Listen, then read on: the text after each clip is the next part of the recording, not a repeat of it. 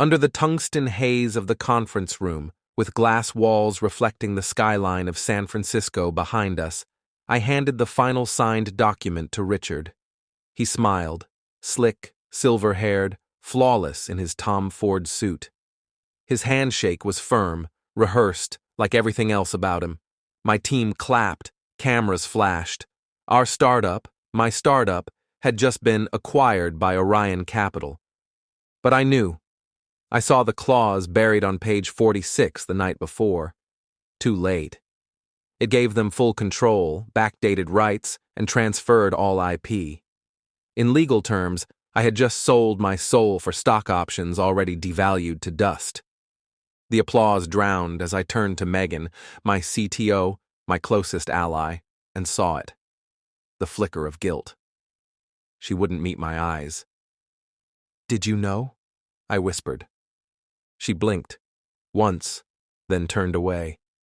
My stomach dropped. I stepped back, the edge of the glass table grazing my hip. My breath shallowed. The faces in the room blurred. Someone opened champagne. Someone else hugged Richard. I heard my name in a toast and realized I was sweating through my shirt. I walked out, down the hall, past the interns, past the framed covers of Forbes and Wired that featured us. I kicked the elevator button again and again until the doors opened, and then I stood there, alone, watching the floor numbers tick down like a countdown to 0. Outside, the city throbbed. Horns, wind, distant sirens. I pulled my phone out, opened the investor chat, scrolled, and saw it. Richard's message to the board sent 2 days ago. Once Carter signs, phase him out. He won't resist. Kid's brilliant but green. Green. That word cut through me. My jaw clenched. I called Megan. Voicemail. I left none. Back at my apartment, the silence was brutal. The whiteboards were still covered in sketches for our next product. My laptop blinked to sleep mode with my code, still open. I threw my phone across the room. It shattered against the wall. I sat down on the floor, my back against the couch, and laughed, hollow, angry. Then I screamed. One long, shaking scream until my throat was raw and the world stopped spinning. And when it did, I just stared at the wall, not crying, not anymore. They thought I was done. They were wrong. The first night I couldn't sleep. My mind kept rerunning every meeting, every smile, every lunch with Richard. Every time he called me kid, I thought it was endearing. Now, it sounded like a dagger dipped in poison. But rage is a terrible fuel, burns fast, leaves you empty. So I got up and wrote. Not code, not business plans, a map of names, connections, events, Richard's world, Orion's ecosystem. I pulled up press releases, LinkedIn profiles, even SEC filings. Within a week, I had a skeleton, bones of their empire. Megan reached out on day 3. I ignored it. On day 7, I answered. "You knew," I said. "I didn't think he'd go that far." "You helped him write the terms." "I thought I was protecting us." I hung up. It wasn't about betrayal anymore. It was about precision. I shaved my beard, bought new clothes, moved out of my apartment, deleted all social media. I became a ghost, then started to rebuild. I knew the game. Image is currency. I cashed in what little I had left and started attending the right events. Tech mixers, AI think tanks, blockchain expos, not to pitch, to listen, to learn. I made friends with assistants, not CEOs. They knew more. I met Vanessa at a private AI roundtable. She ran her own VC firm, smaller, sharper. She liked underdogs. We talked ethics in tech, the myth of disruption, and shared an Uber after. "I heard what happened," she said as we crossed Market Street. "Then you know I don't belong at those tables anymore." She looked at me. Maybe not yet. Vanessa became my entry point. Through her, I met analysts, policy guys, even a few ex-Orion execs. I didn't ask about Richard. I asked about structure, about blind spots in big funds. I was building something, quietly, strategically, not revenge, not yet. But then one night at a gala in Pacific Heights, I saw Richard across the room, laughing, holding court. He didn't notice me. Why would he? That's when I realized he never feared me, never even considered I might come back. And that was my advantage. The old me would have charged in, demanded justice. The new me, he waited, watched, and smiled. The plan failed on a Thursday. Everything had been aligned. Vanessa helped me arrange a private pitch with 3 major fund managers, people who could destabilize Orion's grip if they backed a new platform. I had built it from scratch, a lean, secure protocol for ethical funding transparency. I called it Glassroot, bold, disruptive. It had traction in whispers. The meeting was at a rooftop club in Soma, the kind of place where billion-dollar handshakes happened between bites of dry-aged steak.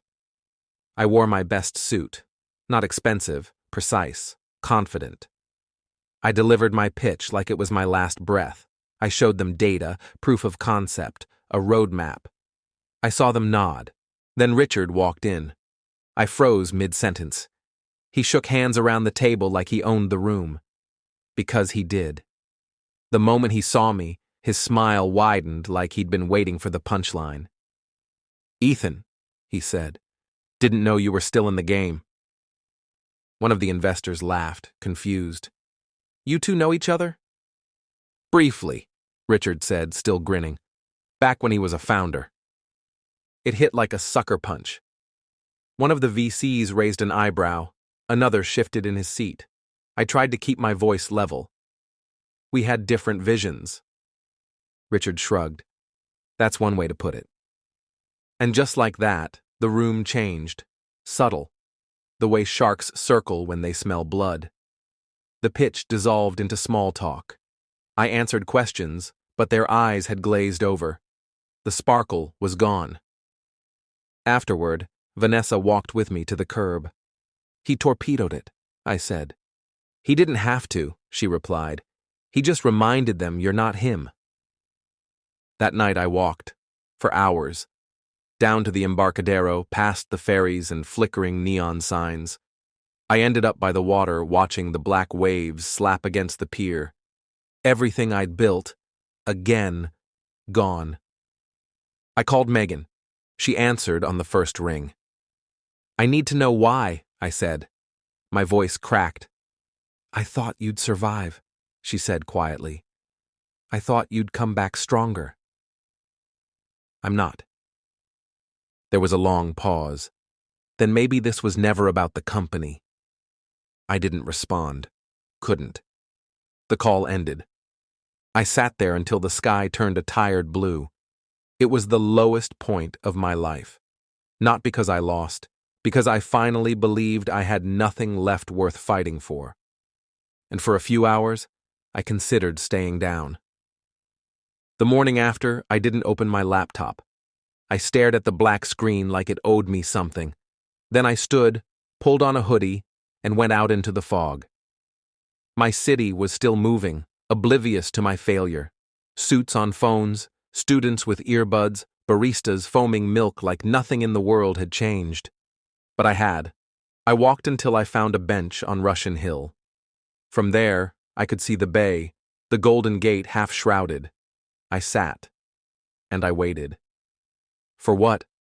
I didn't know. Then I texted Vanessa, me. "What's Richard building next?" She replied instantly.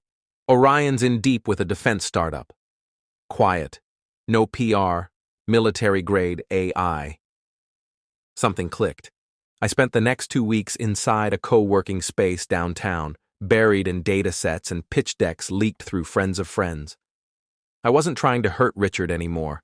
I wanted to expose the thing he'd become, to show the world the cost of power when no one checks it. That's when I met Theo. He was a cybersecurity savant, early 20s, awkward, brilliant. He'd worked at a black ops tech firm before they folded. Vanessa introduced us. Theo didn't care about ethics. He cared about puzzles. "You're saying this Orion project, it's off-book military?" I nodded. With a risk profile they're hiding from their own board. He smiled. I'm in. We built a leak, not flashy, elegant. A ghost file with metadata, communications, and whistleblower logs that painted Orion's latest venture as not just reckless, but criminally negligent. AI controlling autonomous threat responses in urban simulations. It wasn't theory. They were testing. Theo anonymized it. Vanessa handled legal shielding. We fed it to 2 journalists and 1 activist investor. It took a week before it caught fire. Richard stayed silent for 3 days. Then came the denial press release, the lawyered-up statement, the market dip. That's when I made my move. I requested a meeting, direct, one-on-one. He accepted. We met in his office, high above the city, all glass and silence. He poured whiskey, offered me a glass. I underestimated you, he said. I didn't sit. Number you erased me. There's a difference. He took a sip, leaned back. So, what now? You want an apology? A seat at the table? I don't want your seat. Then what do you want? I stepped closer. I want you to watch it burn from the inside. His smile twitched, just slightly. Then, for the first time, he looked tired. He knew. This time, I was the storm, and I wasn't alone. The final strike came quietly. Vanessa hosted a private dinner at her Pacific Heights home. Glass walls, subtle jazz, 6 high-net-worth guests. Among them, 2 board members from Orion, 1 ethics consultant, and the CFO of a rival fund, hungry for leverage. I was the last to arrive. No fanfare, no pitch deck. Just a name whispered enough times in the right ears. We didn't talk about Richard. We didn't need to. Instead, I spoke of frameworks, of ecosystems vulnerable to predation, of checks and balances in emerging tech. They nodded. They already knew. The leak had shifted the tide. They just needed a face, a story, a direction. And they chose me. Within 3 weeks, the board forced Richard to step down as CEO to focus on legacy advising. His face vanished from the press. The Orion name? It limped, rebranded, retreated. He never reached out. But Megan did. She found me in a cafe near Mission Dolores, where I now worked quietly with a small, scrappy team. Glassroot reborn, this time not to disrupt, but to protect. She sat across from me, tentative. I read what you built. I nodded. I was wrong, she said, back then, about everything. I studied her for a long moment, then just said, yeah, me too. She reached for her coffee. We didn't say much after that.